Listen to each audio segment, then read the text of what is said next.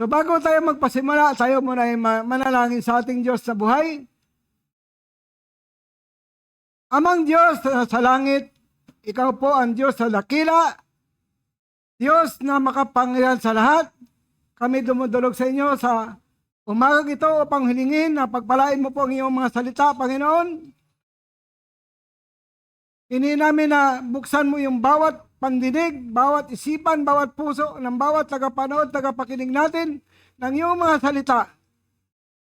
At pakilusin mo pa yan ang iyong kapangyarihan sa umagang ito. Maghimala ka sa buhay namin. Salamat din po sa dagdag na buhay na bigay mo sa amin. Salamat po sa magandang panahon na patuloy bigay mo sa amin. Salamat sa kalakasan. Salamat sa mga salita mo na ating dadalhin sa umagang ito. Iniko ang mahimala mo sa oras na ito. Salamat, Panginoon. I-bless mo yung iyong mga salita. Sa araw na ito, pagpalain mo ang himpapawid, ang internet, ang YouTube, ang Facebook. Pagpalain mo rin yung mga anak mo sa loob ng meeting ito, maging sa labas, lahat ang tagapanood, tagapakinig natin. I-bless mo sila, Panginoon. Pagpalain mo sila, Lord. Buksan mo ang bawat isipan, bawat puso ng bawat tao para sa mga salita mo. Sa pangalan po ni Jesus. Amen. Amen. Purihin ang Panginoon. So sabi dito sa Hosea chapter 1, Hosea chapter 1 verse 8, verse 9. Hosea chapter 1 verse 8, verse 9. Huwag mo kaligtaang basahin ang aklat ng kautusan. Ito yung bilin ng Panginoon kay Josue. Kasi siya na po yung pumalit kay Moses. Pagbulay-bulayan mo yon araw at gabi upang matupad mo ang lahat na nakasaad doon. Sa ganon, maging masagana at matagumpay ang iyong pamumuhay. Yan ang bilin sa kanya ng Panginoon. Huwag mong kalimutang basahin ang aklat ng kautusan. Lagi mong pagbulay-bulayan iyon araw at gabi upang matupad mo ang lahat na nakasaad doon.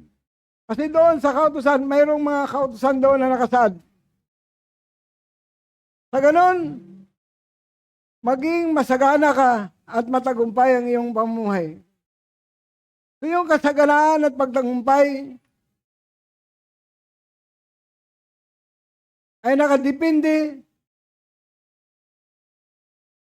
sa kautusan ng Diyos. Sa pagsunod sa kautusan ng Diyos. Amen. Totoo ang salita ng Diyos. At pwede itong panghawakan.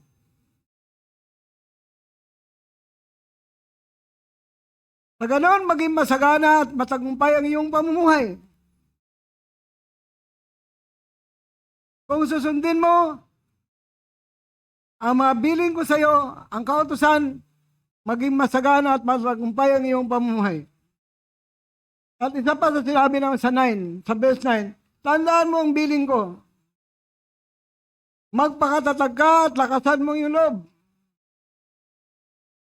Huwag kang matakot o mawala ng pag-asa. Ako ang si Yahweh na iyong Diyos ay kasama mo saan ka man magpunta. Kahit sinabi sa kanya ng Panginoon na magpakatatag ka. At lakasan mo yung loob. Huwag kang matakot o mawala ng pag-asa. Ako ang Diyos, kasama mo saan ka man magpunta. Kasi yung iko-conquer nila ay mga kaharian. Mga makapangyarihang kaharian. Mga malalakas at matitibay na kaharian. Amen. Kaya sabi naman, magpakatatag ka, magpakatibay ka. Magpakalakas ka, huwag kang matakot o mawala ng pag-asa. Ako, si Yahweh na iyong Diyos, kasama mo saan ka man magpunta. Yun yung bilin sa yung pangako sa kanya ng Panginoon.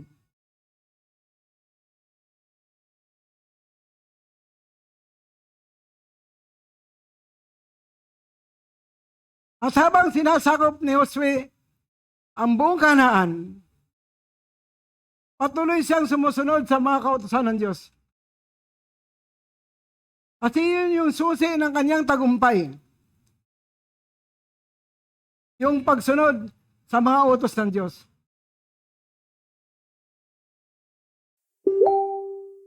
Dito sa Joshua chapter 10, verse 41, verse 42. Joshua chapter 10, verse 41, 42.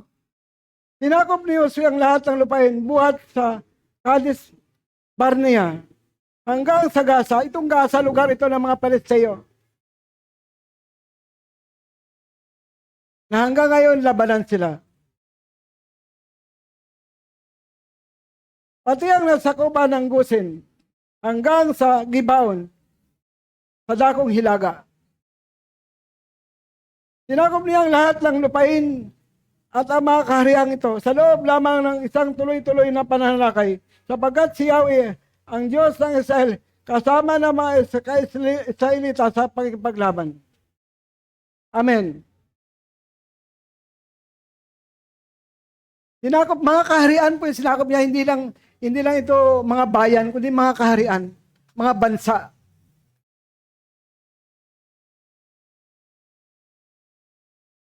Bawat bansa mayroong hari.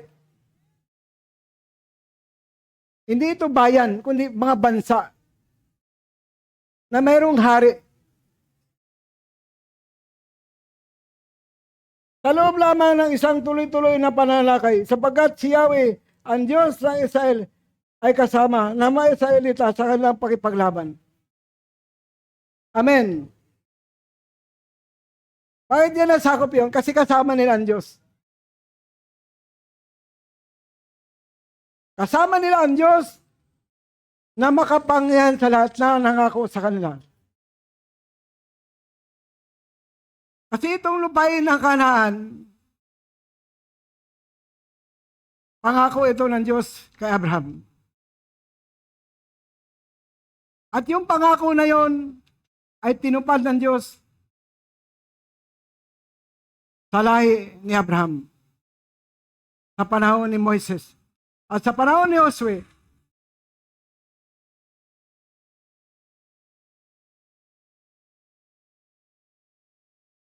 kaya ganun na lang bilin sa kanya. Magpakatatag ka, magpakalakas ka, huwag kang matakot o mawala ng pag-asa. Ako si Yahweh na yung Diyos, kasama mo saan ka man magpunta.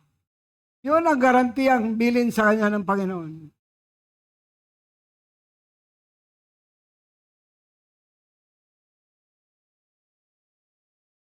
Kailangan niya magpakatatag. Magpakalakas.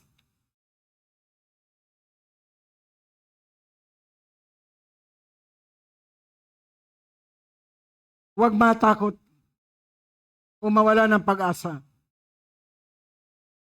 Kapag sasamahan siya ng Panginoon, hindi siya hiwalayan ng Panginoon.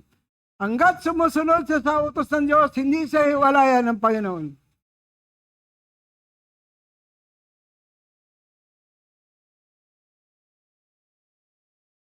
Kaya nasakop niya yung mga kahariang yun. Dito sa Joshua 11, chapter 11, verse 15, ito ang utos na ibinigay ni Yahweh kay Moises. Unang ibinigay ito kay Moises. At ibinigay naman ni Moises kay Joshua.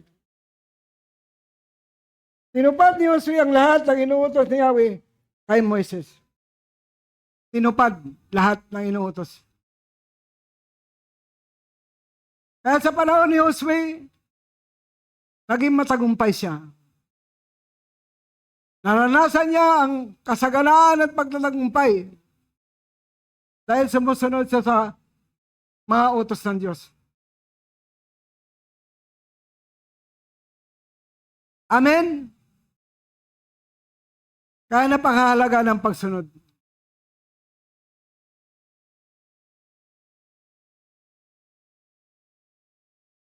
Habang kinukungkar nila yung buong Kanaan, nagtipon-tipon yung mga hari doon. para salakayin si Josue. Ngunit kahit sumasalakay sila, natatalo pa rin sila ni Josue kasi nga kasama ni Josue ang Panginoon. Amen. Josue chapter 10 verse 8. Sinabi ni Yahweh kay Josue, huwag kang matakot sa kanila. Ibigay ko sila sa iyong mga kamay. Wala isa man sa kanila ang makatalo sa iyo. Kahit nagtipon-tipon na yung mga hari sa Kanaan para salakayin si Josue, ngunit natalo pa rin sila ni Josue. Kasi nga dahil sa kapangyarihan ng Diyos, dahil kasama ng mga Israelita ang Diyos. Amen. Kapag kasama mo ang Diyos, hindi ka matatalo. Kapag kasama mo ang Diyos, magtatagumpay ka lagi.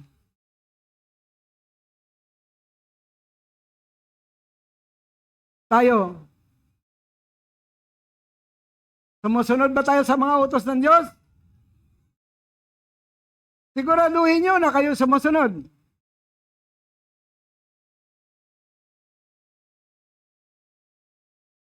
Dahil ako nagsisikap na makasunod.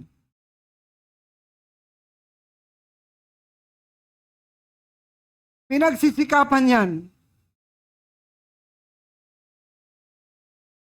Dapat maging matatag ka.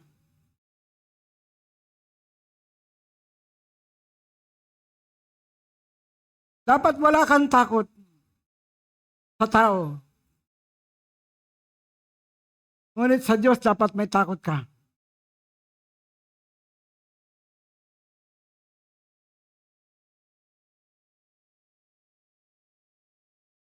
Kaya habang si Josue ay nakipagdigma sa mga hari sa Kanaan, naging gabay niya ang salita ng Diyos. Ito yung kanya naging kalakasan, naging inspirasyon para makamit niya ang kaginawa at pagtatagumpay. Josue chapter 12 verse 24. Josue chapter 12 verse 24. Lahat-lahat ay 31 hari ang kinongkered ni Josue. 31 hari. Ang kanyang nilipol kasama nga ng mamamayan. 31 hari.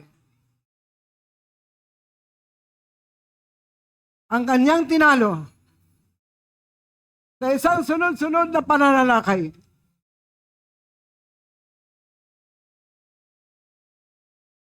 Hindi niya ito natalo dahil malakas siya.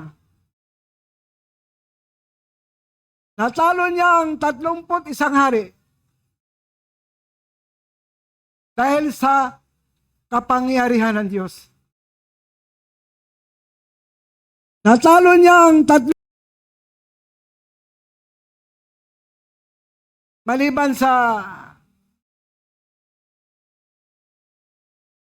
natalo ni Moises na 2 hari. Si Haring Sihon ng Basan ng Amoryo, si Haring Og na higanti, nanilipol ni Moises,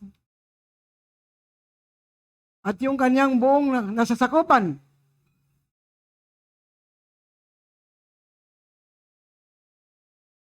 Yung mga kahariang ito yung mga malalaki, mga matatatag. At ang Israel ay isa lang. Ngunit malakas sila kasi kasama nila ang Diyos. Naging matagumpay sila kasi sumusunod sila sa mga utos ng Diyos. Amen. Kaya, ang tagumpay,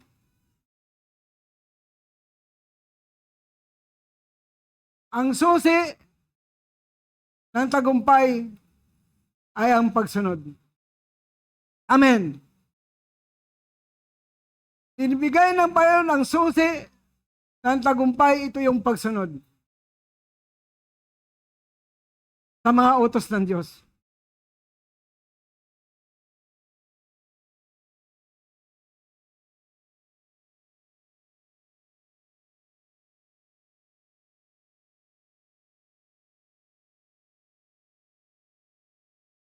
Noong panahon ni Josue, naging tapat siya sa Diyos. At yung lahat ng kanyang kaedad ay naging tapat din sa Diyos. Ngunit nung mamatay si Josue sa edad na 110, hindi pa niya lubos na nasakop yung buong Kanaan. Marami pa rin mga bansa ang kailangan sakupin.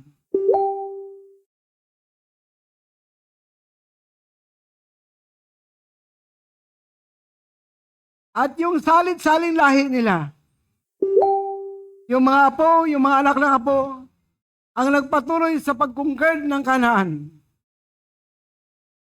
Sa mga bansang natira, na kailangan lipulin para sila yung manirahan sa buong Kanaan. Kasi ang Kanaan, pangako ng Diyos kay Abraham.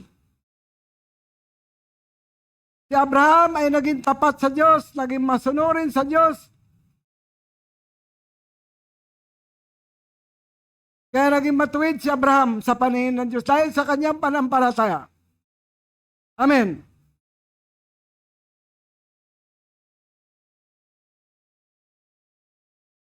Hindi pinaalis na mga Israelita ang mga Kananiyo. Yung buong Kanaan na yun. Kaya nabanggit ko kanina, ang susi ng tagumpay ay ang pagsunod sa mga utos ng Diyos.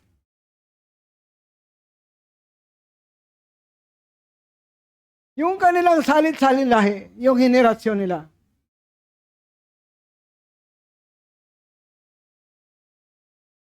Dito sa hukom, pagkatapos kasi ng Josue, hukom na yon. Hukom chapter 1 verse 27 hanggang verse 34. Wala na diyan si Josue kasi namatay sa edad ng 110.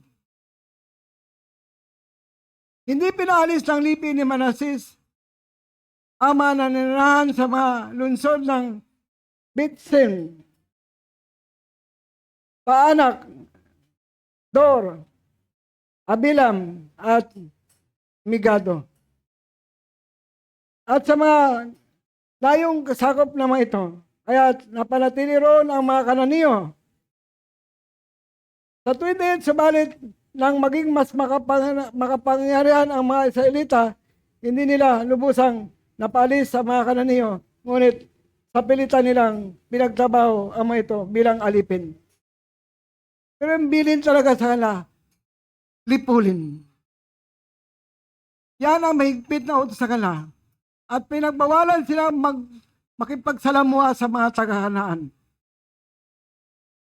Pinagbawalan sila mag-asawa ng mga taga-Kanaan.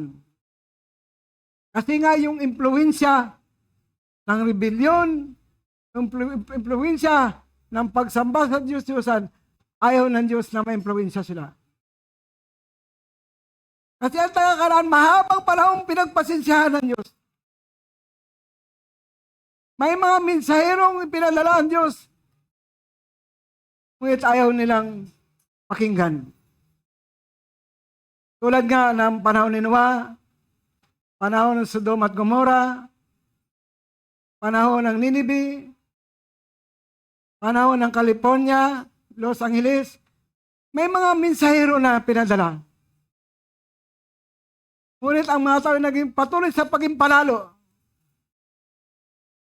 Naniwala silang may Diyos, ngunit ayaw silang sumunod sa Diyos. Mayroon bang ganon? Naniwala ka sa Diyos, ayaw mo sundin ang salita ng Diyos? At sabi nga sa Hebreo chapter 10 verse 25, huwag kaligtaan yung paglalo sa pagtitipon ha.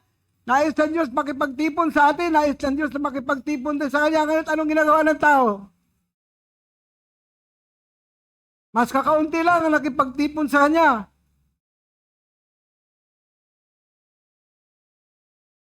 Amen.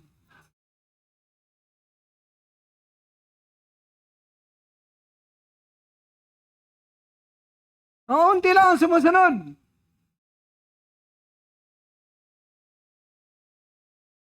Naniniwala may Diyos. Nakikinig naman ang salita ng Diyos. Ngunit ayaw sundin ang utos ng Diyos. Ang hindi pagsunod sa utos ng Diyos ay rebellion. Paglaban sa Diyos. Kasi binigay ang utos para sundin, hindi para suwayin. Amen.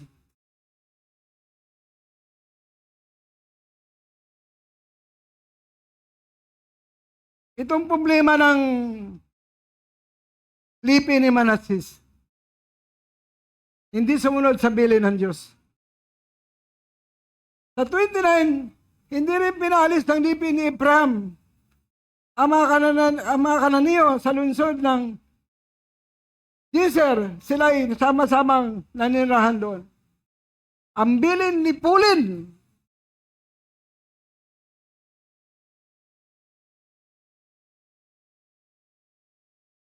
Dahil kapag may nabuhay, rebellion pa rin, lalaban pa rin sa Panginoon. Ayaw ng Diyos na may rebellion. Hindi pinalis ng lipi ni Sibulon ang mga nanirahan sa lungsod ng Kitron. Nahalol. Sama-sama silang nanirahan doon. Subalit, sa pilitan nilang pinagtrabaho, ama ito bilang alipin. Hindi rin pinaalis ng lipi ni Aser ang mga tagalunsod ng Ako, Sidon, Alhab, at Aksib, Hilba, Ipik, at Rehob. Sama-sama silang nanirahan doon. Ang bilin ni Pulin.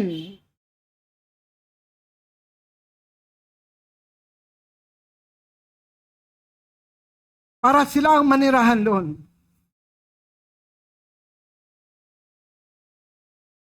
Kasi nga, sobrang rebellion ang mga taga-Kanaan. Sobrang silang alipin ng mga Diyos-Diyusan. Ayaw nilang kilalanin ang Diyos.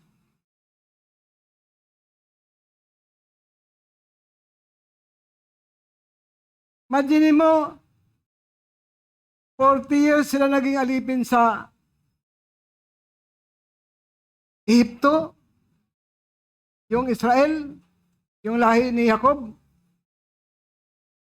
Kasi nga, galing silang Kanaan,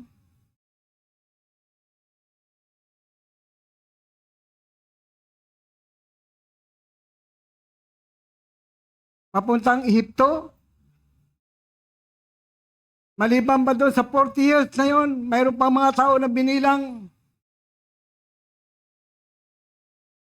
Maraming taon. Kaya nasagad ang Panginoon sa katigasan ng tao, sa ulo. Kaya yung mga salit-salit lahing ito, ni Manasseh, ni Ephraim, Zebulon, Aser,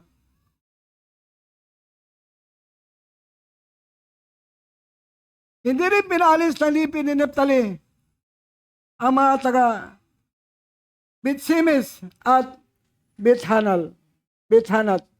Sila sama-samang nanirahan doon. Ngunit inalipin nila ang mga taga roon. Siguro mga tamad itong mga ito. Kasi, manisip nila, pag nilipon natin sila, wala na tayong maglilingkod sa atin. Pero yun ay malaking pagsuway sa Diyos. Ang hindi pagsunod ay isang rebellion.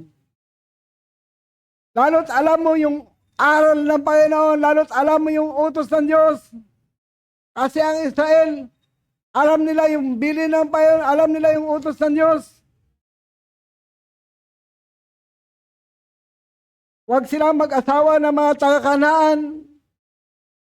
Huwag silang makasalamuha sa mga taga-Kanaan. Yun ang bilin-bilin ng Panginoon sa kanila. Kasi bakit ganon? Kasi yung impluensya ng kasalanan, nilalayo sila ng Panginoon doon. Amen.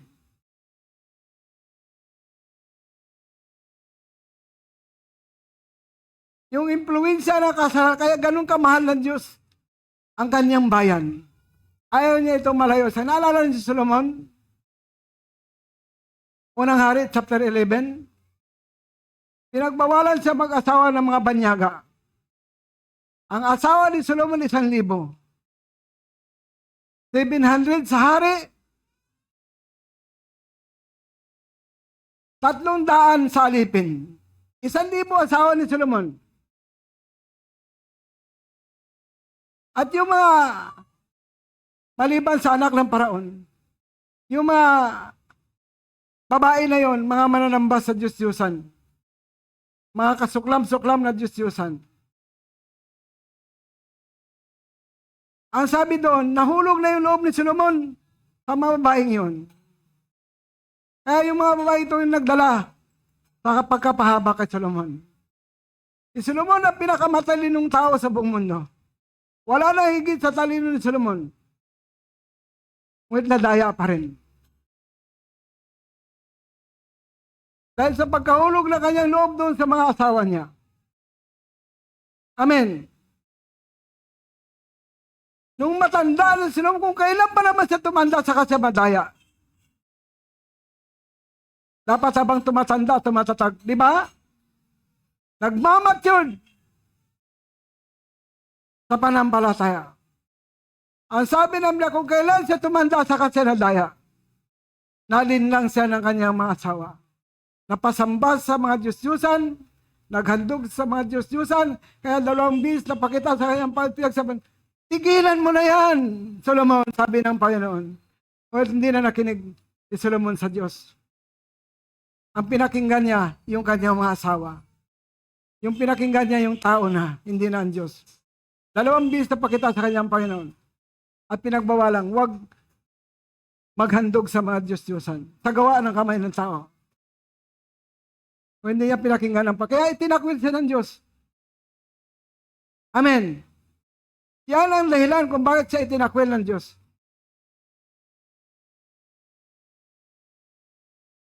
Dahil sa pagtalikod sa Diyos. Dahil sa rebellion. Dahil hindi pagsunod sa Panginoon ay rebellion. Ang hindi pagsunod sa utos ng Diyos ay rebellion. Lalo't alam mo na yung utos ng Panginoon. Amen. Minsan baliwala sa atin ang salitang rebellion kasi hindi natin naintindihan yung kalaliman ng hindi pagsunod. Ang hindi pagsunod ay rebellion. Paglaban sa Diyos. Amen. Minsan, okay lang sa atin na hindi sumunod. Pero sa Panginoon, malaking kasalanan.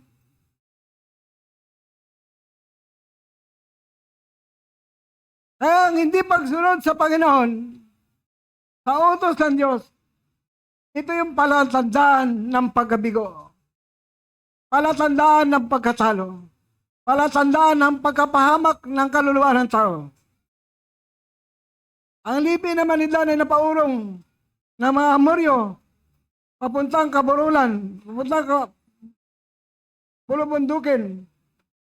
Hindi sila pinayagan ng mga Amoryo na makapanirahan sa kapasagan, sa halip, itinaboy sila sa Kaburulan. Dito nag-umpisa yung pagkatalo. Imbes na lagi silang panalo, napaurong sila. Dahil sa pagsuway ng ibang mga lipi. Alam mo kung sumunod sila, kanila talaga ang buong Kanaan. Lahat ng bansa sa Kanaan, kanila talaga yon.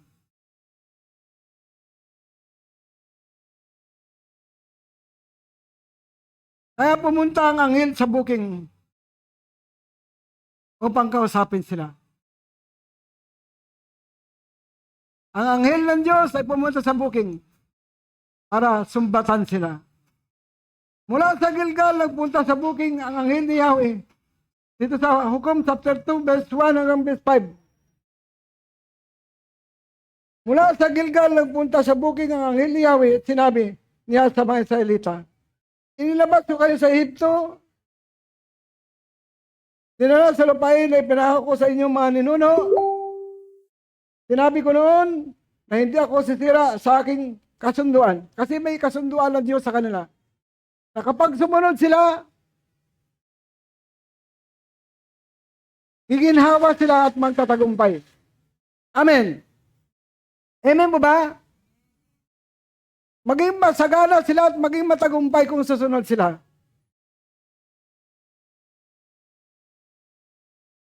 Sinabi ko noon na hindi ako sisira sa aking kasunduan kasi may kasunduan ng Diyos sa Israel.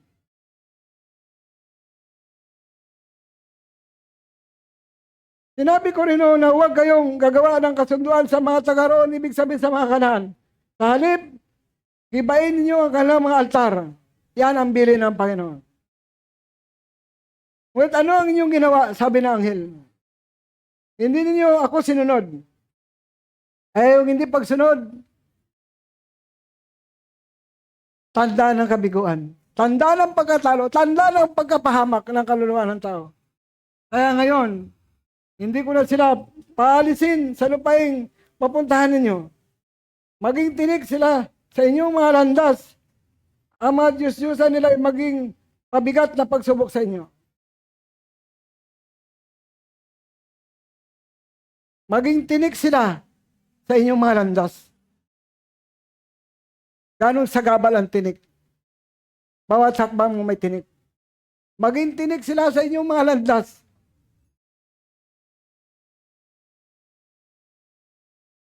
At ang mga Diyos-Diyosan nila ay maging pabigat sa inyong pagsubok.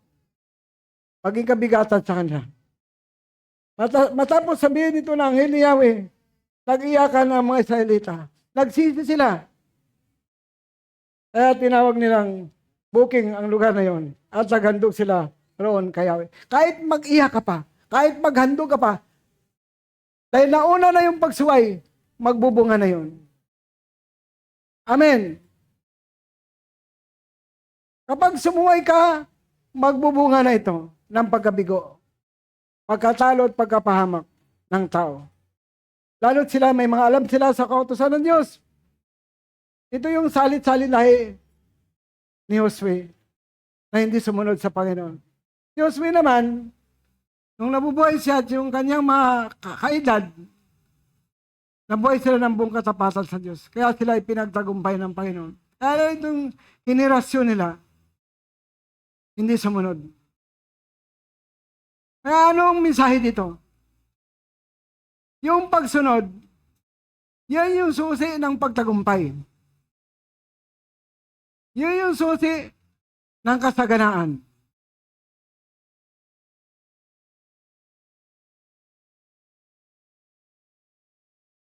Ibinigay ng Panginoon ang kanyang utos para sundin, hindi para suwayin. Amen po ba?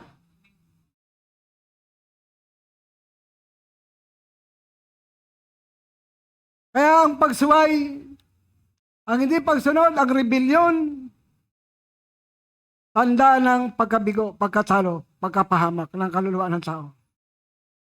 Amen. Hindi na pwedeng bawiin. Kasi matindi ang kasalanan ng tao, may alam. Sa salita ng Diyos, sa utos ng Diyos, may alam ka na. Hindi ka pa rin sumusunod. Nakikinig ka na. Ayaw mo pa rin sumunod. Amen ba ba? Nakikinig ka nga. Ayaw mo naman sundin yung napakinggan mo.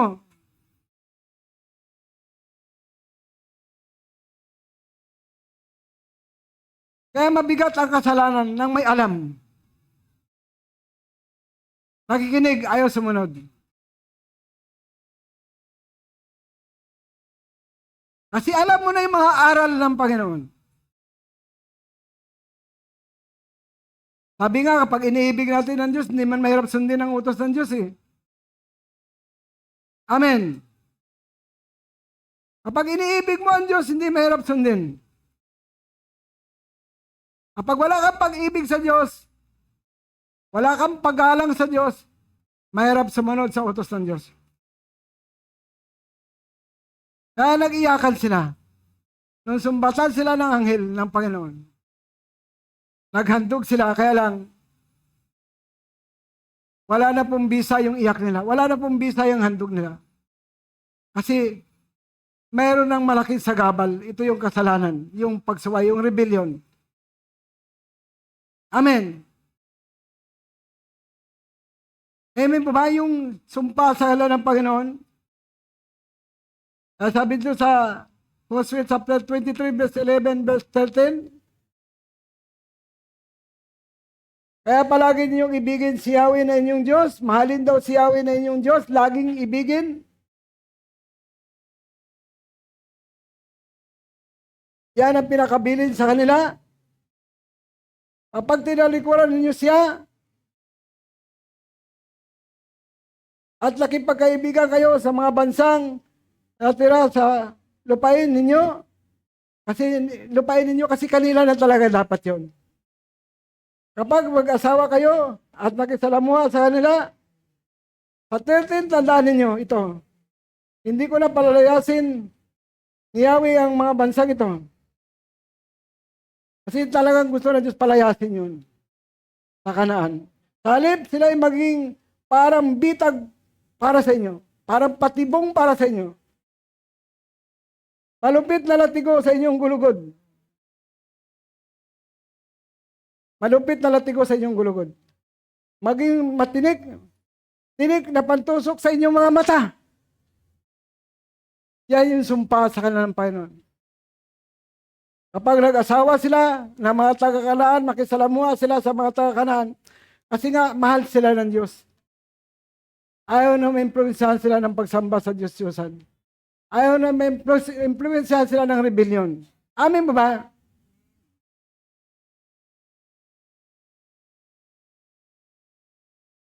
Sabi ng Panginoon, hindi ko na sila palalayasin. Kapag nakisalamuha kayo, nakipag-asawa sa kanila. Halip sila maging parang bitag, maging patibong para sa inyo. Malupit na latigo sa inyong gulugod at tinik na tusok sa inyong mga mata. Kano kabigat yon? Tutusokin yung iyong mga mata.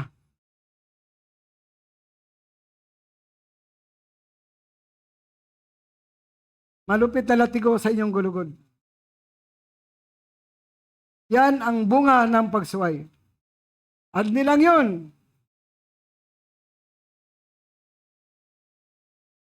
Hanggang sa maubos ang lahi ninyo. Halupain ito na ibinigay sa inyo ni Yahweh. Kaya marami mga consequence. Sa panahon ng mga hukom,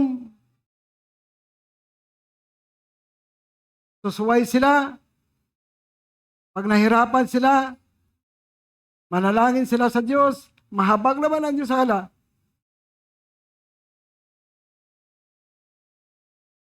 Patatawarin sila, magpapadala ng hukom ang Diyos na magtatanggol sa kanila.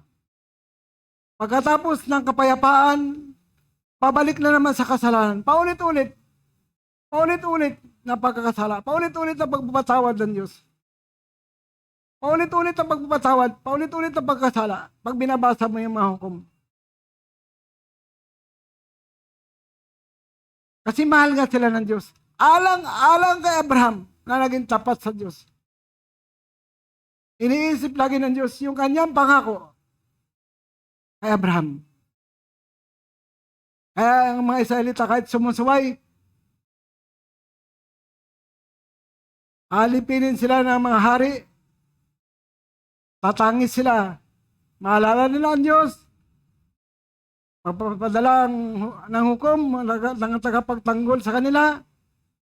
Ganun na ganun, pag nagkaroon naman sila ng kapayapaan, babalik na naman sa kasalanan.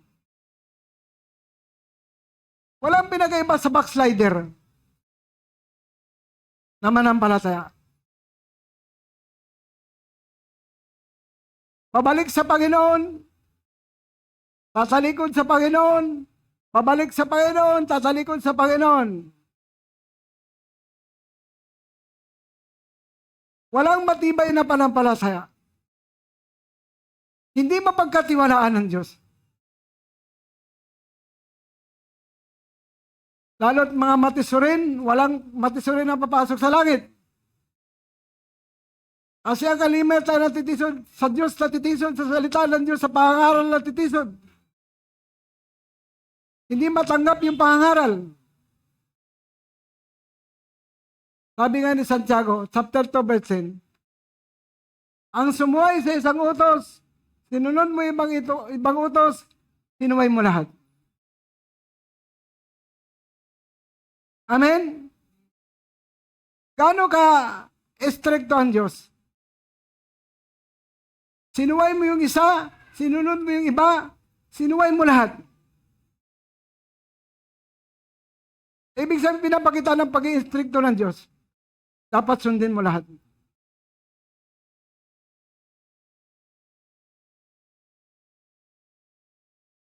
Kaya sa bagong tipan, may mga utos pa rin ang Panginoon na dapat sundin. Katulad ng Marcos 12, verse 29, verse 30, 31. Sumagot si Jesus, pakinggan mo Israel. Ang Panginoon natin Diyos, siya lamang ang Panginoon. Ibigin mo siya ng buong puso, buong kaluluwa, buong lakas, buong pag-isip. At ang pangalawa, ibigin mo ang iyong kapwa gaya ng iyong sarili. Walang utos na higit sa dalawang ito. Kaya ang pag-ibig sa Diyos sa pakahalaga, ang pag-ibig sa kapwa ay napakahalaga. Wala na higit sa dalawang utos na yun. Utos yan ng Panginoon. Na kapag sinunod natin, tayo rin na magbibenepisyo. Ang susi ng tagumpay ang pagsunod sa utos. Yung iba inalis yung utos, puro na lang panampalataya. Wala na daw utos. Manampalataya ka na lamang. Totoo na ang panampalataya, ito yung paraan para maging matuwid ang tao sa paningin ng Diyos. Ngunit ang utos ang nagtuturo sa atin kung paano masunod ang Panginoon. Amin po ba? Huwag agad-agad kayo maniwala na. Wala nang utos, puro na lang panampalataya. Yung iba, ibang bahagi na ng kautusan binabasa lang, hindi nila binabasa lahat. Hindi mo pwedeng alisin yung utos. Kasi yung utos ang nagpapakilala na tayo makasalanan.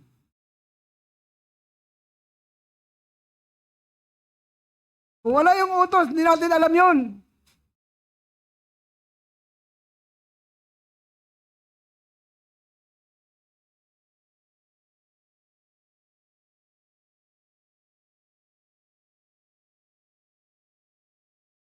Amen? Kaya parehas dapat sundin, panampalataya at utos.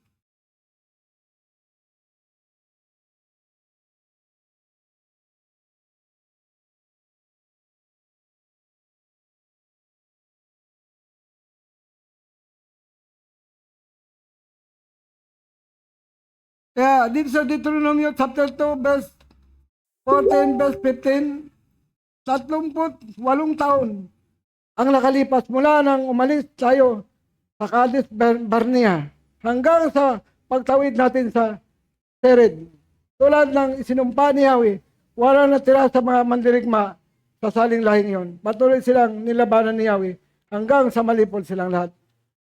Yung salin lahi na yon, yung mga mandirigma na yon. Sa panahon ni Moises ito balikan natin konti. Dahil sa rebellion, dahil hindi pagsunod sa Panginoon, nilipol ng Lord yung mga mandirigma na yun. Nung malipol na sila lahat, saka pinalakad ng Panginoon ang Israel. Kasi hanggat kasama mo ang rebellion, may problema. Kung bakit yung mga matuwid na napapasama sa kapahamakan. Kasi isang pamilya sila. Halimbawa sa isang bahay, may adik na baril na matay. Hindi mo pwedeng pabayaan yun. Damay ang pamilya. Amin po ba? Hindi mo pwedeng sabihin, bahala ka sa buhay mo. Damay pa rin lahat. Kasi pamilya mo yung adik. Sila pag nagkasala ang isa, tigil ang paglalakbay. Ayaw ng Diyos na may kasamang makasalanan. Amen. Ang gusto ng Lord, lahat sila lumalakad sa katotohanan. Sumusunod sa Panginoon. Kaya sa atin, kapag mayroong sumusunod, may sumusuway, na bala ang pagpapala. Kasi tama yan eh. Kasi isang pamilya. Kasi sa kanila, pag mayroong sumusuway, tigil mo na sa paglalakbay.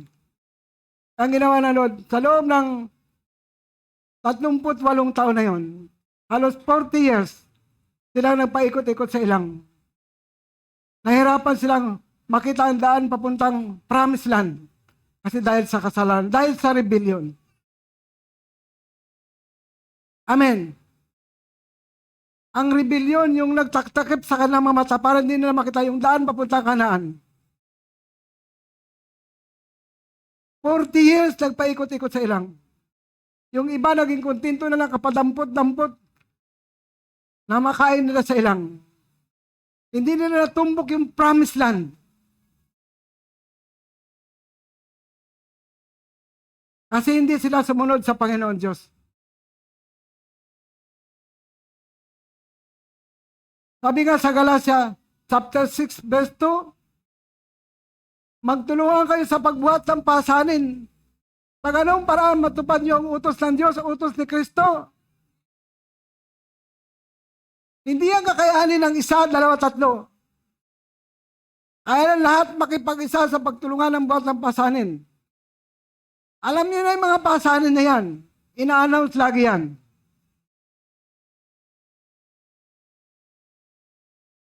Ang simbahan ay mayroong mga pasanin. Ang iglesia ng Panginoon ay mayroong mga pasanin. Tulad din ng pamilya yan, may 3 anak ka, 4 anak, 5 anak. Sila yung pasanin mo. Yung mga pangailangan nila ay pasanin mo. Amen. Hindi mo pwedeng tingnan-tingnan lang yun. Yung mga pangailangan nila, yung pasanin. Pagkain, inumin, pananamit, pag-aaral, yun yung mga pasanin ng pamilya. Kaya sabi ng Panginoon, magtulungan kayo sa pagbuhat ng pasanin sa gayong paraan, matutupad niyo ang kautusan ng Diyos, na kautusan ni Kristo. Paano natin matutupad ang kautusan ni Kristo? Magtulungan sa pagbuhat ng pasanin. Hindi ang kakayanin ng isa, hindi ang kakayanin ng dalawa, ng 3. Bagamat tayo marami, ngunit isang katawan tayo. Si Kristo ang ulo, tayo ang katawan. Kaya nandun yung pakipag-isa sa pasanin ng bawat isa. Pag hindi ka nakipag-isa sa pasanin, hindi ka pamilya ng Diyos. Amen. Hindi mo maramdaman yung pasanin, hindi ka totoong pamilya ng Diyos. Paring pamilya ka sa labas. Amen. Dapat naramdaman mo yung pasanin. Dapat mayroon kang compassion.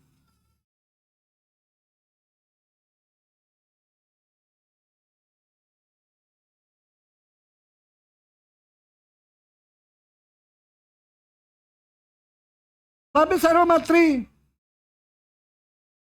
chapter 3, verse 30-31, sapagkat isa lang ang Diyos, kapwa niya tinuturing na matuwid ang bawat Hudyo at Hintil patay sa kanilang panampalataya. Itinuturing ng Diyos na matuwid ang manampalataya dahil sa kanyang panampalataya.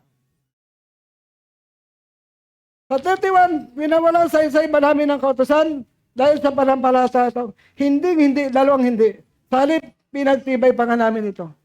Kaya yung panampalataya, yun naging matuwid ang tao sa panahon ng Diyos. At yung kautusan, hindi pa rin yan inalis ng bisa. Bagkus pinagtibay pa nga, sabi ni Pablo. Kaya hindi pwedeng puro lang panampalataya. Kailangan may pagsunod sa kautusan. Kasi ang kautusan, ang ating tagapagturo. Kung paano tayo makasunod sa Panginoon. Pero lang sa isa-iba namin ang kautusan dahil sa panampalataya. Kasi binibigyan din ni Pablo yung panampalataya. Hindi, salip, pinagtibay pa nga namin ito. So pinagtibay niya ang kautusan. Hindi pinawalang bisa ang kautusan. Maraming utos.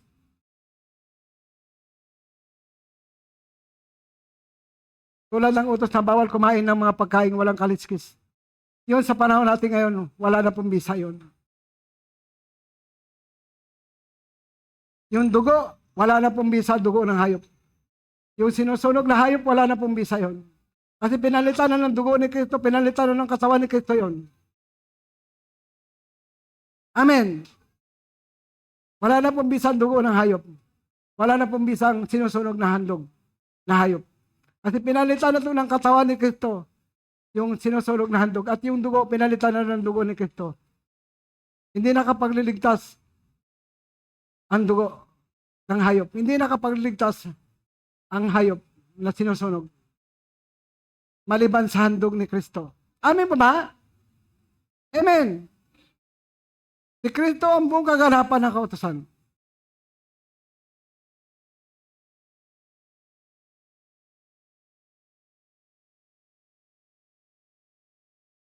Kaya, may mga taong binaliwala ang kautusan. Kung sabi ni Pablo, pinagtibay pa nga namin yung kautusan eh. Hindi naman pinawalang bisa yun eh.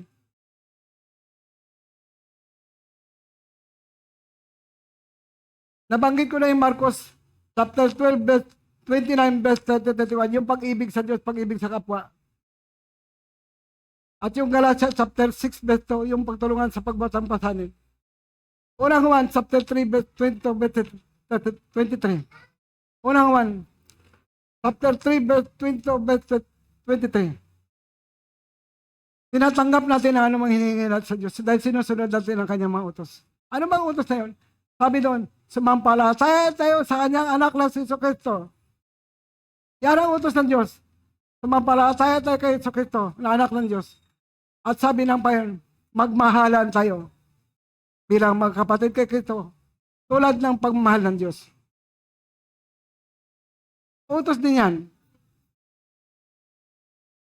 Na sumampalataya tayo sa kanyang anak na si Jesucristo at magmahalan tayo, tulad ng pagmamahal ng Diyos. Magmahalan sa bawat isa. Utos. Matthew 28:19-20. Kaya't humayo kayo sa buong sanlibutan at ipangaral ng mga magandang balita. Gawin niyong alagad ko ang lahat ng tao sa lahat ng bansa.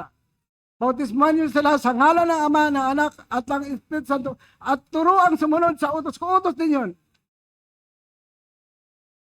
Turuang sumunod sa utos ko. Tandaan niyo, ako'y laging kasama niyo hanggang sa katapusan ng sanlibutan. Kaya sinasamahan ng Lord yung mga sumusunod sa Kanya. Hanggang sa katapusan ng sanlibutan. Amin ba ba? Yan yung mga utos sa bagong tipan na napakahalaga.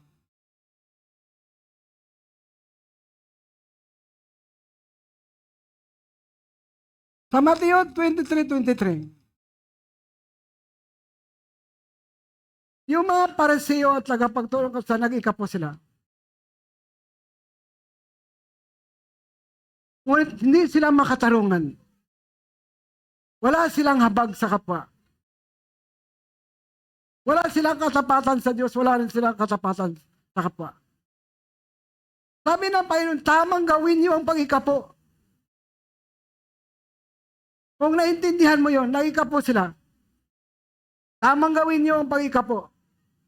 Huwag niyo naman kaligtaan yung ibang mahalagang uturo ng kautusan. Yung katarungan, yung batas, katarungan batas yan eh. Yung habag, yung awa, yung katapatan sa Diyos, katapatan sa kapwa. Yun yung wala sa kanila. Kaya doon sila nirebuke ng Panginoon. Kaya sabi, tamang mag-ikapo kayo. Yung iba, inalis na yung ikapo. Inalis na yung paghahandog. Dapat nagbabasa ka ng Biblia para naintindihan mo.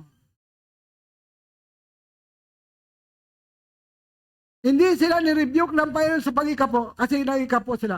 Ang nirebuke sila ng Panginoon, yung katarungan. Wala silang batas sa sinusunod. Ang katarungan na yan, sa lumang tipan yan, nakalagay yan. Hanggang sa bagong tipan. Yung habag, yung awa, yung katapatan. Sabi ng Lord, Dapat kayo mag-ikapo, kaya lang huwag niyong kaligtaan ang ibang mahalagang tunang kautusan, yung katarungan, habag, at katapatan. Yan din ang nakasulat sa Lucas chapter 11, verse 42. Amen? Amen po ba? Kaya yung mga utos ng Panginoon, mahalaga yan na dapat sundin. Kasi nga, yung susi ng tagumpay ay nasa pagsunod sa utos.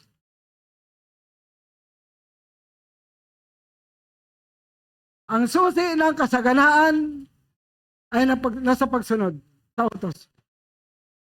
Kaya kung balikan natin ang Hosea, chapter 1, verse 8, huwag mong kaligtaang basahin ang aklat ng kautusan, bulay-bulayan mo araw at gabi para masunod mo lahat na kasulat doon, sa ganun maging masagana at maging matagumpay ang buhay. At magpakatatag ka, magpakalakas ka. Huwag ka matakot. Lakasan mo yung loob. Kasama mo ako saan ka man magpunta, sabi ng Panginoon. Amen. Amen po ba? Yan ang bilin sa kanya ng Panginoon. Kaya na-conquered niya sa panahon niya yung 31 bansa.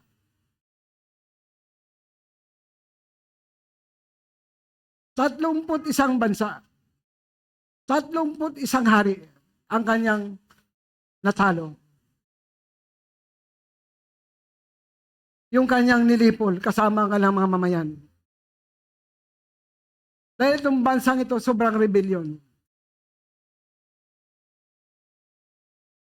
Kaya dumating yung paghatol ng Panginoon. Kaya lang, nung panahon ni Josue, naging tapat sa Diyos, yung kanyang mga kaedad, naging tapat sa Diyos, kaya sila pinagtagumpay ng yung salin-salin lahi nila. Hindi sumunod sa Panginoon. Pagkos, nakisalamuha sila, nag-asawa sila ng mga taga-Kanaan, kaya nagalit ang Diyos sa kanila. Kaya sinumpa sila ng Panginoon. Kaya tinakwil sila ng Diyos. Kaya ang hindi pagsunod sa utos ng Diyos, tanda ng pagkatalo, tanda ng pagkabigo, tanda ng pagkapahamak ng kaluluwa ng tao. Amen. Amen po ba? Kaya maging sa lumang tipan may utos, sa bagong tipan may utos pa rin na dapat sundin.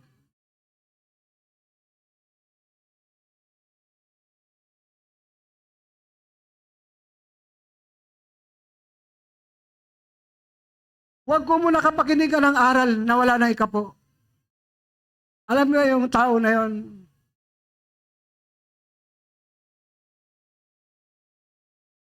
namatay na rin.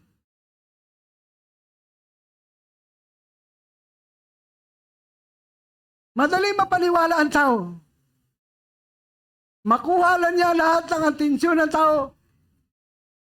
Pwede niyang baluktutin ang katotohanan.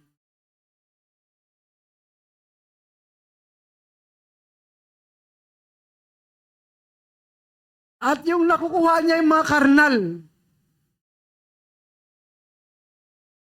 mga hindi matibay sa salita ng Diyos.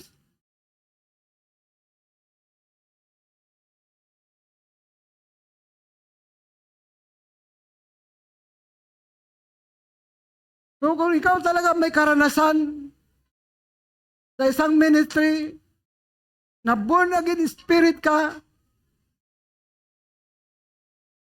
mayroon kang karanasan mula sa kasalanan, tapos binago ka ng Panginoon, hindi ka madaling madala. Amen. Kasi ang born again, isang karanasan. Kung paano sa lumang buhay nandun ka sa kasalanan, paano ka binago ng Panginoon, isang karanasan kung paano ka binago ng Panginoon. John 3:3. Ang ipinanak sa laman ay laman nga. Ang ipinanak sa espiritu, espiritu. Ang Diyos, yung nanay na anak, tayo mga anak ng nanay natin. Panganak sa laman, laman. Panganak sa espiritu, espiritu. Ang Diyos, espiritu, nanganak din ang Diyos. ng mga taong spiritual. Amin mo ba? Isang karanasan yan na kung paano yung lumang buhay naging bagong buhay. Kung paano yung dating makasalanang buhay, nandito ka na sa pinagong buhay.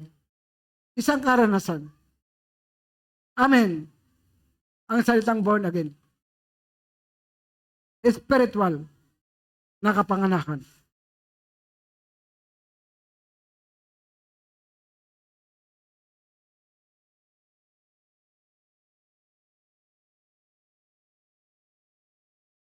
Sa lumang tipan, maraming pinagbawal na pagkain. At sa bagong tipan, ay pinawalang bisa na yon. Sa sunod na linggo, baka i-aaral ko sa inyo yan. Pwede nang kainin ang lahat ng pagkain. Maliban sa handog sa Diyos-Diyusan, sa dugo, sa binigti, at saka sa pakikiapid. Sabi ng layuan niya mga bagay niya. Sinabi ng Diyos yan, sa Gawa 15 verse 28, hindi ako may sabi niyan, ang Diyos ang may sabi niyan. Huwag kang kakain ng handog sa Diyos-Diyusan. Bawat barangay mayroong Diyos-Diyusan. Doon inaalay ang kanilang mga handog sa mga patay na tao, sa mga gawa ng kamay ng tao. Handog yan sa mga Diyos-Diyusan. Sa dugo, pinagbawal kainin ng dugo. Maging sa lumang tipan, maging sa bagong tipan, bawal. Binigti, yung pinatay, namatay na, papatayin pa. Double deed. Pakikiapid. Ibig sabihin ng pakiapid, huwag kang makipag-isa sa kasalanan. Layuan niyo, sabi ng Panginoon, yung mga bagay na yan. Paalam. Yun yung sulat ng mga apostol sa mga hintil. Yun yung leading ng Holy Spirit sana. Ang Espiritu ay Diyos. Sabi nga, laitin mo lang ang anak ng tao, mapapatawad ka. Si Kristo. Huwag lang ang Espiritu. Kasi ang Espiritu walang kapatawaran. Maging sa panahon ito, sa panahon darating. Walang kapatawaran ang paglait sa Espiritu ng Diyos. Ang hindi pagsunod sa Espiritu, yung paglait sa Kanya. Walang kapatawaran. Maging sa panahon ito, sa panahon darating. Kapag may matinding paglait sa Espiritu ng Diyos. Kapag nilait mo si Kristo, patatawarin ka. Kasi naparito siya para magligtas ng mga makasalanan, magpatawad ng mga makasalanan. Kaya lang, pag Espiritu na yung nilait mo, wala nang kapatawaran yan. Kaya minsan, yung mga tao, lahat ng lingkod ng Diyos, sinisiraan. Hindi nila napapansin na ang Diyos na po sinisiraan nila. Kasi ang pastor, kaloob ng Diyos. Yung apostol, propeta, evangelista, pastor, at guro, kaloob ng Diyos yan. Kapag siniraan mo, hindi naman po lahat ng pastor. Mayroon pastor na nagkakamali, nagkukulang. Kung hindi lahat ng pastor ay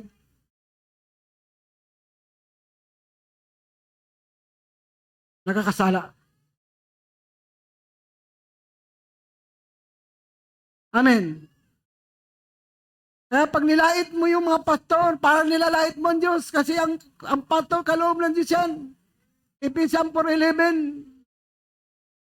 Kaya hindi nila mapapansin. Makuha lang ang atensyon ng tao, makuha lang ng tao kahit tiraan nila yung mga pastor. Hindi nila napapansin. Dahil sa paghahal nila makuha ang tao, ang Diyos na rin ang sinisiraan nila. Kasi ang pastor ay kaloob ng Diyos. Amin mo ba? Kaya kakaingat tayo sa paghatol sa tao. Lalo't na yung mga kaloob ng Diyos. Ingatan natin ang ating mga sarili. Huwag tayong hatol ng hatol. Kasi baka pagdating ng takdang panahon, ang Diyos na pala ang ating nilalait. Amen. Kaya minsan hindi may iwasan na mapunta tayo sa topic na yun kasi nga, pagdidipinsa din yun sa atin.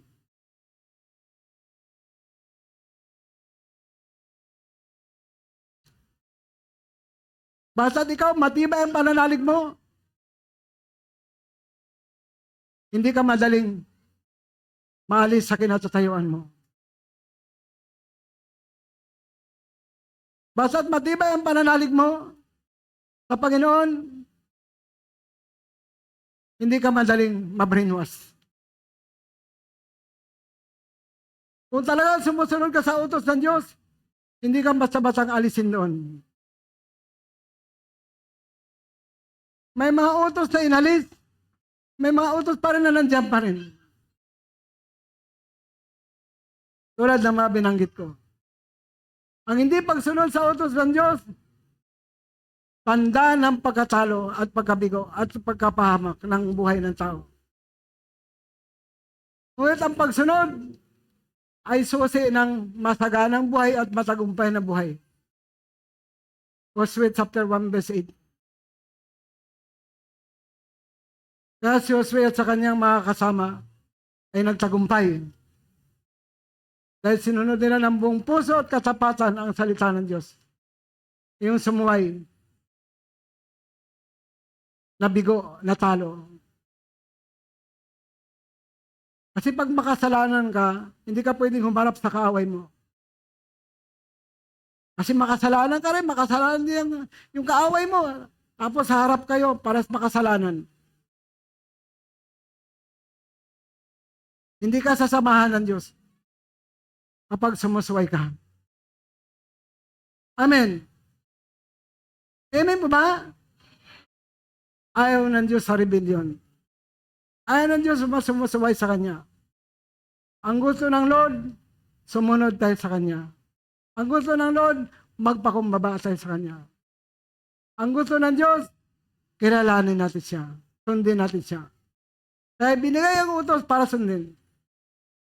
Sabi ni Pablo, sa Roma 3:30-31, pagamat itinuturo niya ang panampalataya, na dahil sa pananampalataya naging matuwid ang tao, ngunit ang kautusan ay hindi pa rin pinaulang bisa, bagkus pinagtibay pa nga. Amen. Kaya ang kautusan ginawa yan para sa mga makasalanan, hindi para sa mga matuwid. Para yung makasalanan, turo ang sumunod.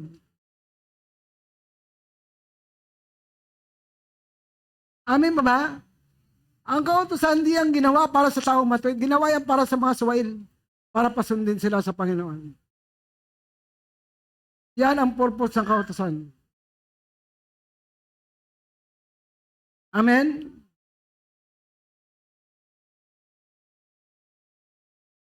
Kaya mahalaga pa rin ang utos. Katulad ng mga binanggit ko, Marcos 12:29-30-31, Galatians chapter 6 verse 2, Unang Juan chapter 3 verse 22 verse 23, Mateo 20:19-20, Mateo 23:23, Lucas chapter 11 verse 42. Basahin mo maigi ang salita ng Diyos para maintindihan mo. Huwag yung pag nakapakinig ka ng aral, maniwala ka agad. Dapat nagbabasa ka rin.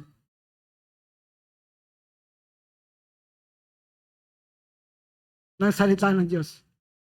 Amen? Kaya, dalawang panig lang naman yun. Yung sumusunod ka at sumusuway ka.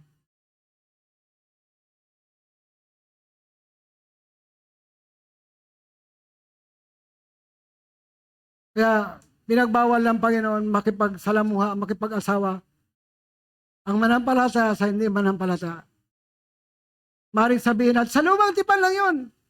Ay basahin mo yung unang Korinto, chapter 7, verse 39. Ang mag-asawa nakatali yan sa batas ng Diyos. Kapag namatay na yung lalaki, malaya na yung babae, napatay na eh.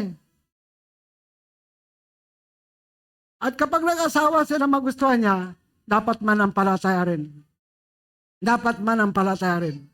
Yan ang nakasulat sa 1 Corinto chapter 7 verse 39. Hindi pa rin pinahintulutan na ang manampalataya mag-asawa na hindi manampalataya. Kasi labanan yan eh.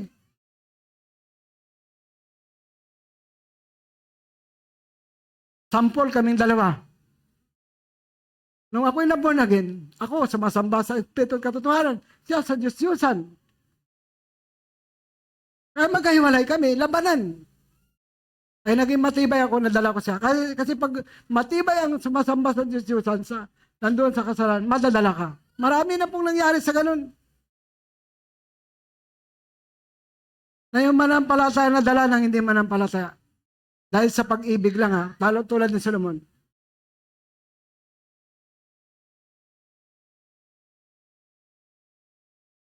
Dahil sa pakisama.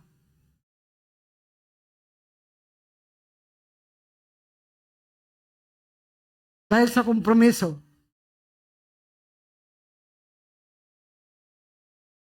Imbes na manatili sa Diyos, sundin ang utos sa Diyos, nadala ng tao. Kaya, ikakapahamak yan ang kaluluwa ng tao. Kaya ganun ka-istrikto, ganun kamahal ang Diyos sa mananampalataya. Bakit pinagbawal niya na makisalamuha, mag-asawa? Ang sabi sa Santiago 4:4, ang pakipagkaibigan sa libutan ay pakipag-away sa Diyos. Wala tayong magawa, salita ng Diyos yan eh. Kapag sobra na po yung iyong pakipagkaibigan sa libutan, na-influensya ka na. Kaya nga yung mga tao ngayon na pupokus sa sports, volleyball, basketball, boxing, at sa iba pang mga palarong pambansa. Alam nyo ba nakakaagaw yan ang atensyon ng tao sa Diyos? Yung puso ng tao, inagaw ng sanlibutan. Akala nyo matutuwa ang Diyos dyan? May mga nawala sa paglingkod na nagpokus sa mga bagay sa sanlibutan.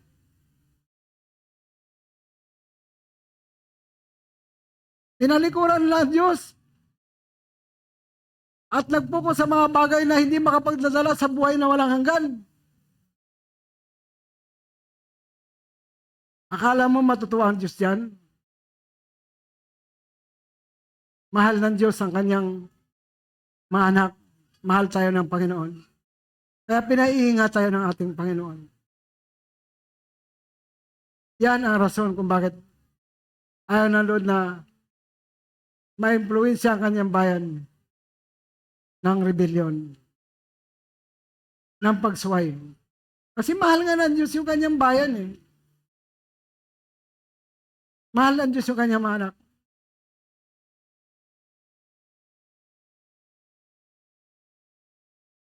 Kaya kayong mga binata at dalaga, huwag yung kahit sino na lang.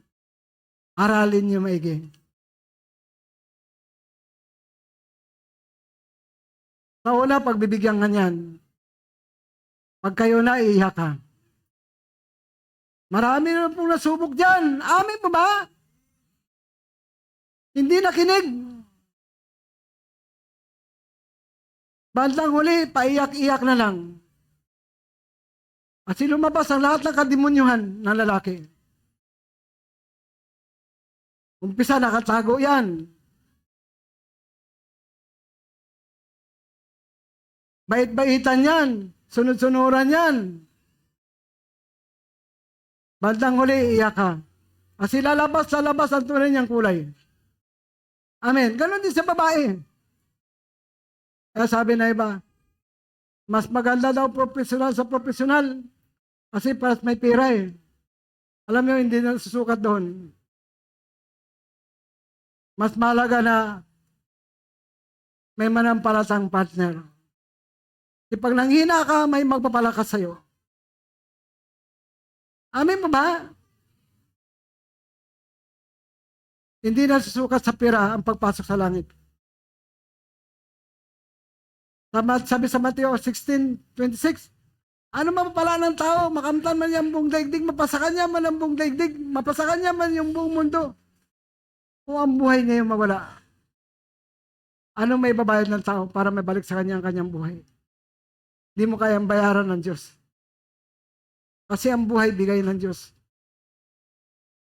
sa taong may pagtitiwala sa Kanya. Amen?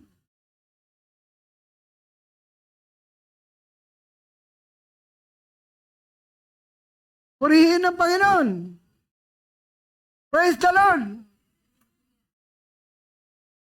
Buksan mo, Panginoon, ang bawat isipan, buksan mo, Panginoon, ang bawat puso ng bawat anak mo, ng bawat tagapanood, tagapakinig natin. Sa YouTube, sa Facebook, sa Internet.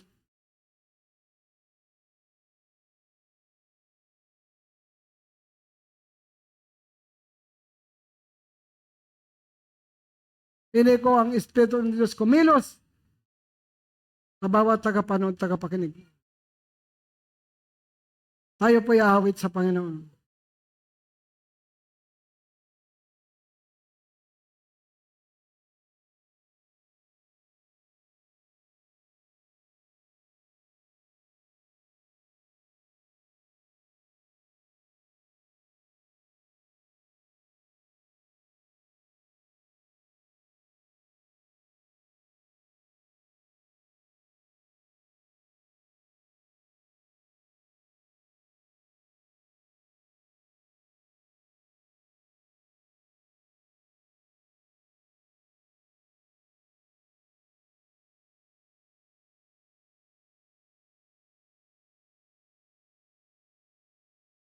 Kaya pag napakinggan nyo yung mga salita ng Diyos, sabi ng Hebreo, chapter 3, kapag narinig mo ng tinig ng Diyos, huwag mong patigasin ang puso mo.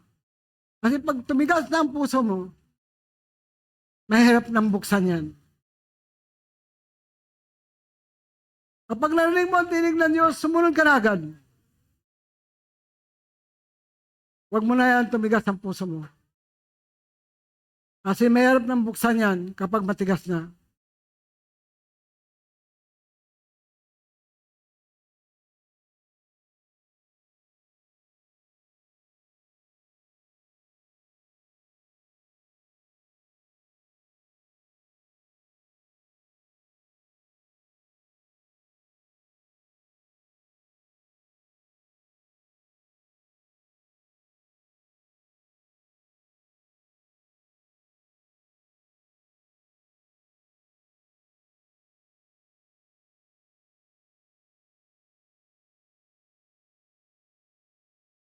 Tayo awit sa Panginoon.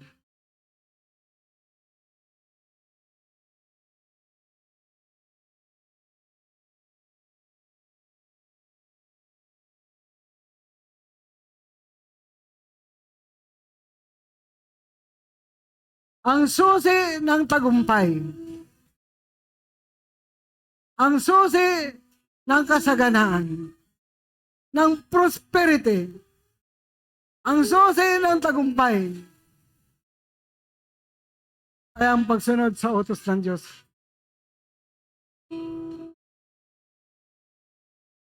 Ang hindi pagsunod sa inuutos ng Diyos, tanda ng pagkabigo, pagkatalo, pagkapahamak ng kaluluwa ng tao.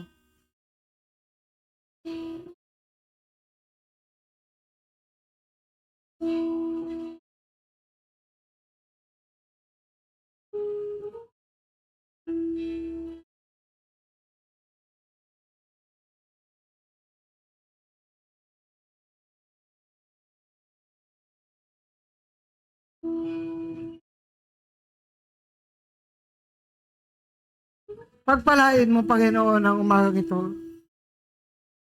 Ang aming panalangin, ang aming pagpupuri. Hindi namin ang kapangyarihan mo kumilos sa aming kalagitnaan. Bigyan mo kami ng pusong malambot, pusong masunurin, pusong kumikilala sa kautusan mo, pusong mayroong matibay na pananalig sa iyo.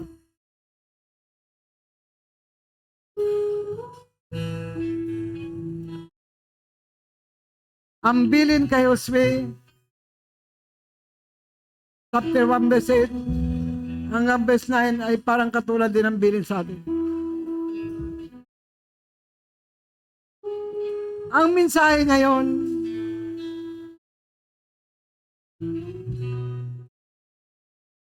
ay walang pinagkaiba sa mensahe noon.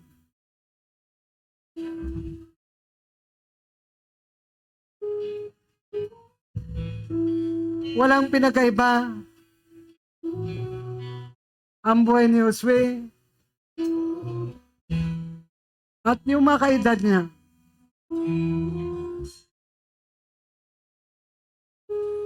Na sumunod sa Panginoon at sumagana at nagtagumpay. Wala rin pinagkaiba sa panahon natin ngayon. Ang mga tao hindi sumunod sa bilin ng Panginoon. May mga tao pa rin sa panahon natin ngayon na hindi sumusunod sa Panginoon.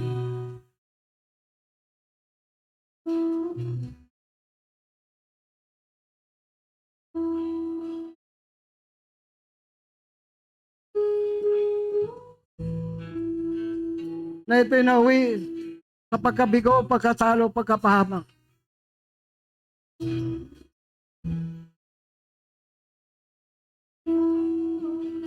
May mga taong natitisod sa salita ng Diyos. Hindi sa pastor, hindi sa tao, kundi sa salita ng Diyos.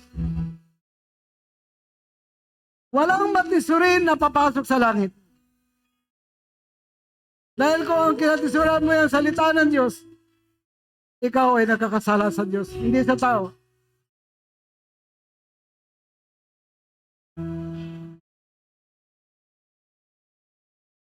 Tanggapin mo ang salita ng Diyos na mayroong pagpakumbaba sa iyong puso para magkaroon ka ng kapayapaan sa iyong isip at puso.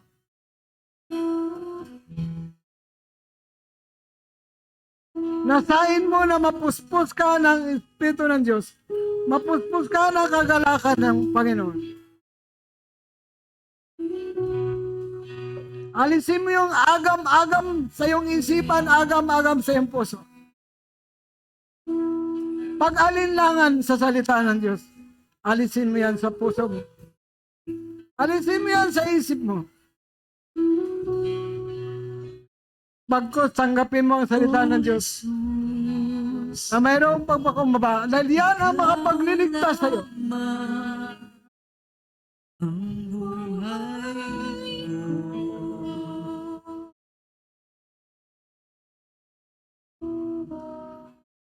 Jesus,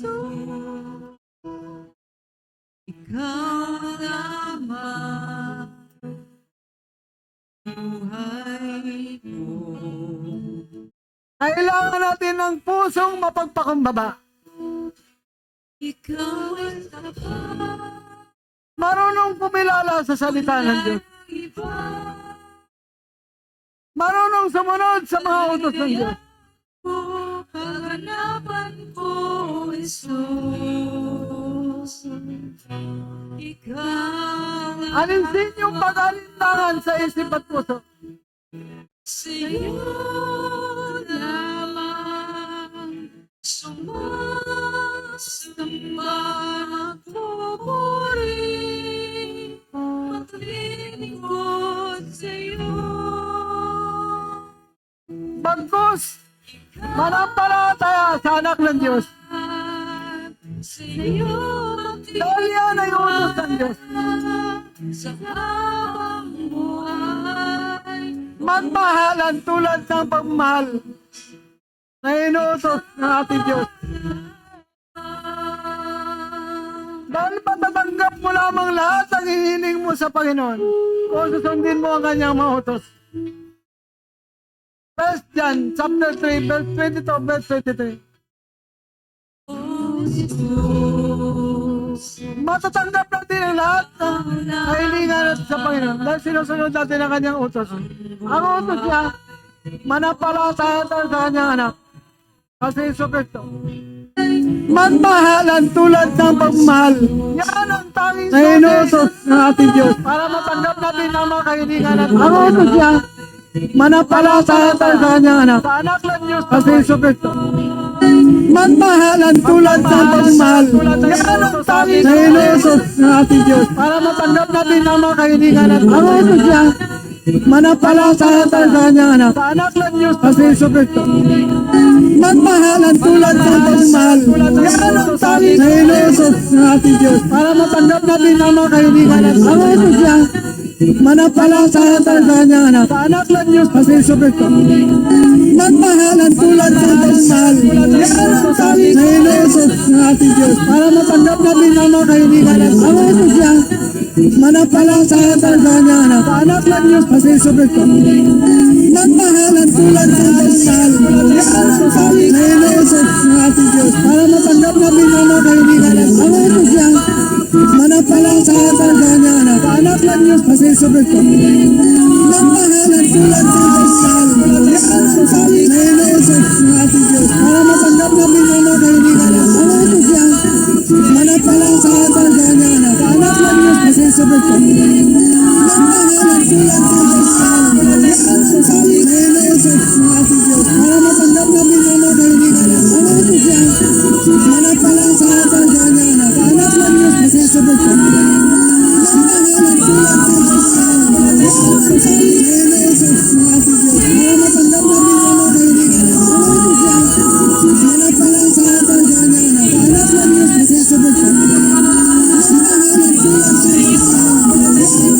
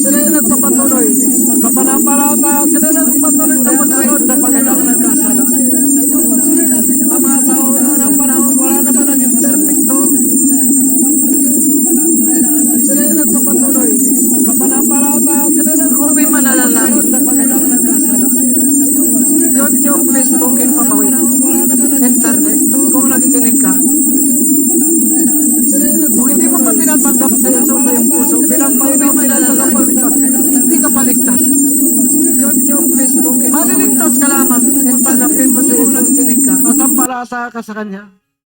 Bilang iyong Panginoon, bilang iyong tagapagligtas. Tanggap sa Yesus sa iyong puso. Bilang Panginoon, bilang tagapagligtas. Hindi ka paligtas. Maging anak ka lamang ng Diyos. Kung sasampalataya ka sa Kanya, tatanggapin mo siya. Yan was well. Lahat ang tumanggap, lahat ang sumampalataya sa Kanya. Maging anak ka lamang kaluban niya ng karapatang mag-ianak ka. Kung gusto mo magkaroon ng karapatang mag-ianak ka, tanggapin mo sa Yesus. Ayong puso. Sumampalataya ka kay Jesus. Ayong puso. Maging anak ka lamang kaluban niya ng karapatang mag-ianak ka.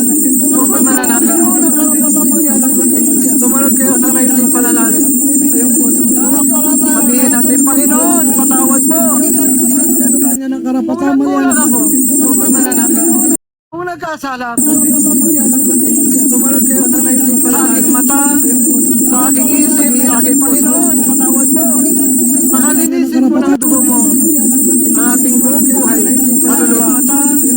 Sa aking isip, sa aking puso, patawad mo. Pagpaliwanag mo sa mga salita mo ang ating buong buhay. Patawad mo sa aking isip, sa aking puso. Patawad mo sa lahat ng karumihan ko. Pagpaliwanag mo sa mga salita mo ang ating buong buhay. Lahat ng aking kasalanan sa isip ng karumihan ko sa salita sa ko. Mga kasalanan sinadya. Patawad ka. Kasalanan hindi sinasadya. Patawad mo. Mga kasalanan nakikita. Sinadya. Mga kasalanan hindi nakikita. Patawad mo. Mga kasalanan nakikita. Ipakita mo sa akin yung aking mga kasalanan. Hindi nakikita. Patawad mo. Patawad mo sa rebellion. Ipakita mo sa akin yung aking. Hindi pagsunod sa mga utos mo. Patawad mo. Patawad mo sa rebellion. Patawad mo sa pagsisinungaling ko. Hindi pagsunod sa patawad mo sa pag-alinlangan ko sa mga salita. Patawad mo sa pagsisinungaling ko. Patawad mo sa pagpapatalinlangan ko sa mga salita. Patawad mo sa paglaban ko sa iyo. Patawad mo sa pagpapatalinlangan. Patawad po sa pagnanakaw ko ng aking kapusandog.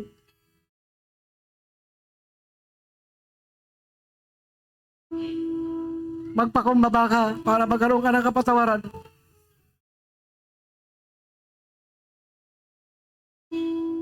Pagtawad po sa hindi ko pagtupad sa aking pangako sa iyo.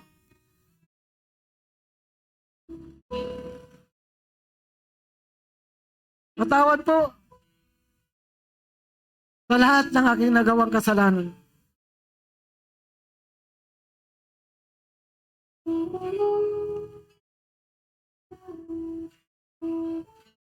Sa oras na ito, kung hindi mo pa tinatanggap si Jesus sa iyong buhay, ito yung time, ito yung oras para maging anak ka ng Diyos.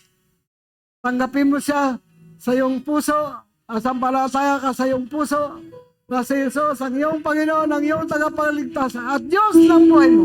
Magpakumbaba ka para magkaroon ka ng kapatawaran. Diyos ng buhay mo.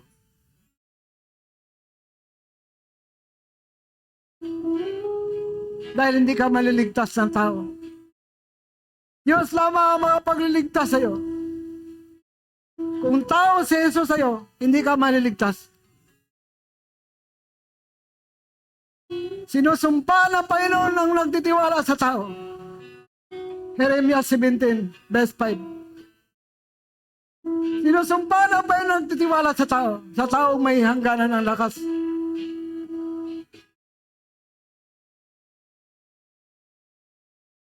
Sabihin mo sa puso mo, Panginoon, binubuksan ko ang puso ko para sa iyo. Tinatanggap kita sa aking puso bilang Panginoon, bilang tagapagligtas, bilang Diyos ng buhay ko. Salamat sa paglilinis mo ng aking kasalanan. Salamat sa pagpapatawad mo sa aking kasalanan. Salamat sa pagtanggap mo sa akin bilang anak ng Diyos. Magkaroon ka lamang ng kapayapaan sa iyong isip at puso. At magkaroon ka lamang ng kagalakan. Magkaroon ka lamang ng kapuspusan ng Espiritu ng Diyos. Kung maging totoo ka sa Diyos, maging tapat ka sa Diyos, tanggapin mo siya sa iyong puso, asampasan ng Espiritu ng Diyos. Pagpalain mo. Kung maging totoo ka sa Diyos, maging tapat ka sa Diyos, tanggapin mo siya sa iyong puso, ang sambahasan ng Espiritu ng Diyos.